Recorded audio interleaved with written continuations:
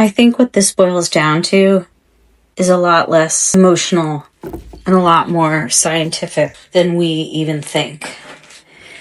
And I think it boils down to manipulation of people's perception. I don't think people realize how visual and audible we are and how much we react to messaging and to advertising. It's truly remarkable how there are certain visual principles that impact us in certain ways. And I don't think if you haven't studied human perception or art that you would know about this. But the reality is when a human being looks at a picture plane, a human being reacts to certain elements within that picture plane a certain way, just based on our biology. For instance, we will always look at a moving element before we will look at a static element because we have to protect ourselves. That just comes with survival. We look at high contrast. We look at bright values. We look at humans or human-created elements before we look at natural-created elements. All of these things make sense, right? We needed to see other people and watch for a predator. So it's not really that complicated. But I think what people don't realize is the fact that the other side has the largest media machine by a lot. And that within that media machine, so few of the parts of that machine are concerned about truth.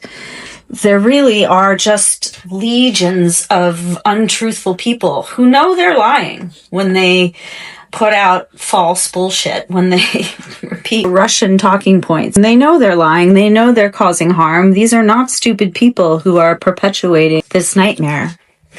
But I think when human beings are barraged by a certain stimulus over and over and over again, they can't help but be impacted by it. And I think that the genius behind the Republican effectiveness, while dastardly, it's quite genius that they played up on people's concerns about other people harming them, coming to get them, taking their prosperity, ruining everything for everyone. It's not surprising that that has been successful.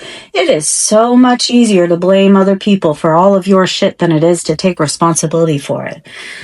So they went for the lowest common denominator of human behavior, deflection. They went for the most effective narrative that they could deliver over and over again to the largest crowd.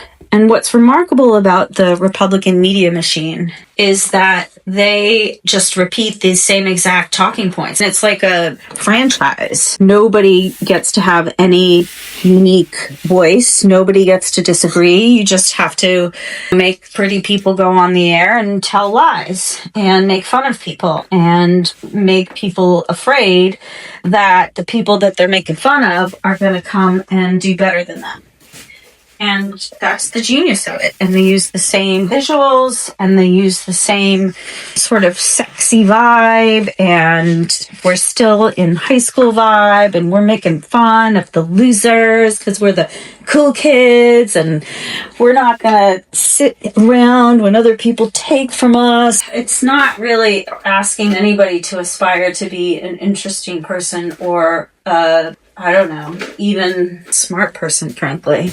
So I think the ultimate lesson is that, of course, at a certain point, humans were going to get to the point where the dastardly started to play really dirty. And I think it's a question of how do the others respond? And I am really worried that we have all had our attentions so manipulated by technology that we're not even actually that equipped to fight against much, because I think we are just so used to instant gratification and having our viewpoint reaffirmed now by robot means. ChatGPT makes me feel great because it tells me all my ideas are great, except somehow I don't think all my ideas are great. Somehow I think that's a little bit ridiculous.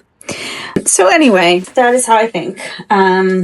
I think it's very scary. I think it is sad that it all boils down to an advertising campaign, but that is human being behavior. And unless we're going to tell everybody and teach everybody about human perception and how to not be influenced by things that we are hardwired to be influenced by, then I think we need to match it.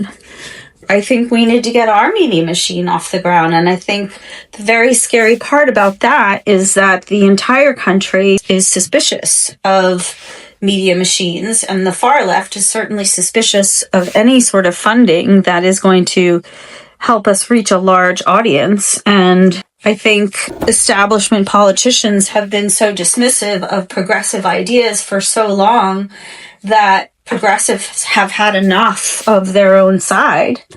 And all of these things make sense and are valid, but they are also going to screw us.